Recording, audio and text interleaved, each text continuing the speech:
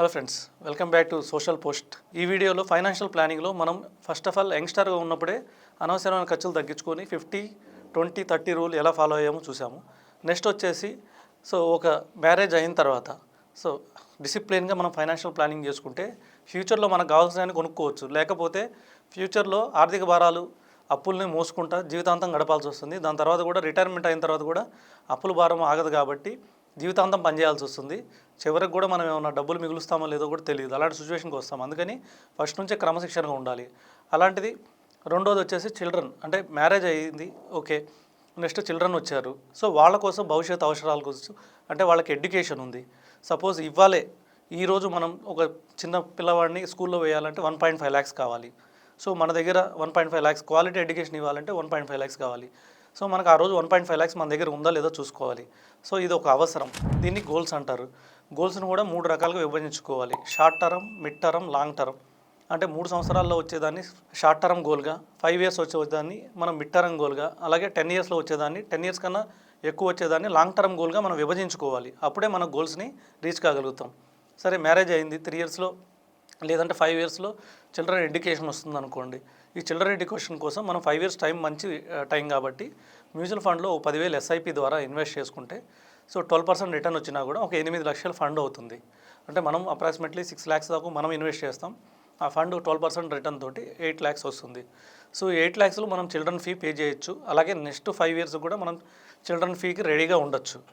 ఇది mid class. ఇంకోటి వచ్చేసి మీడియం టర్మ్లో ఇంకొక గోల్ ఉంటుంది. అదేంటంటే మ్యారేజ్ అయిన ఒక 3 to 5 yearsలో ఎవరైనా ఇల్లు ఒక ఓన్ ఫ్లాట్ కొనుక్కుందామని ఒక ఆలోచన ఉంటుంది. ఎందుకంటే అది హౌస్ వైఫ్స్కి కానివ్వండి, లేదా లేడీస్కి కానివ్వండి, వాళ్ళందరికీ ఏంటంటే ఒక సొంత ఇంట్లో ఉండాలనే కల ఉంటుంది.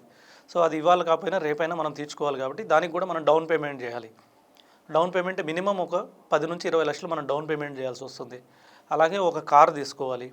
కారుకు కూడా మనం డౌన్ పేమెంట్ ఒక 3 to 5 lakhs రూపీస్ మనం డౌన్ పేమెంట్ చేయాల్సి వస్తుంది. వీటన్నిటి గురించి అప్పుడు ప్లాన్ చేసుకోవాలంటే అప్పటికప్పుడు దొరకవు.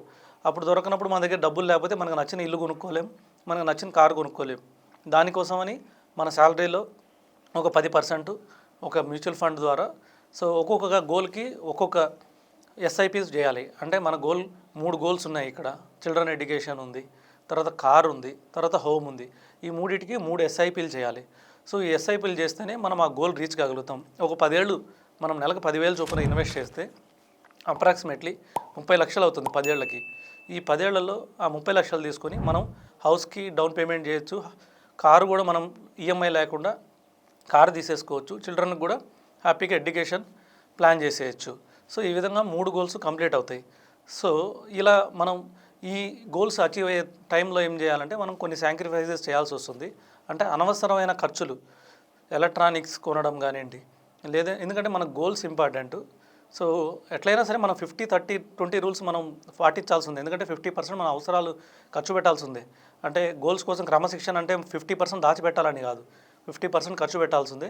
ఒక 20-30% మనం ఇన్వెస్ట్ చేయాల్సి ఉంది. ఇంకో 20% కంపల్సరీగా వాంట్స్ ఉంటాయి. అంటే ఫ్యామిలీతో డిన్నర్కి వెళ్ళడం కానివ్వండి, ఫ్యామిలీతో మూవీకి వెళ్ళడం కానివ్వండి, ఇవన్నీ కంపల్సరీగా అందరి లైఫ్లో ఉండేవి కాబట్టి ఇవి ప్లాన్ చేసుకుంటానే ఒక 3 SIPల ద్వారా ఈ 3 గోల్స్కి మనం ఇన్వెస్ట్ చేస్తే ఒక లార్జ్ క్యాప్ ఫండ్ అంటే మీడియం టర్మ్ గోల్కి, ఒక 10 years గోల్ కోసం ఒక మల్టీ క్యాప్ ఫండ్, ఒక మిడ్ క్యాప్ ఫండ్, ఒక స్మాల్ క్యాప్ ఫండ్, ఇలాగ మనం విభజించి ఇన్వెస్ట్ చేసుకుంటే మనకి 12-15% రిటర్న్ ఎక్కడికి వెళ్ళదు లాంగ్ టర్మ్లో.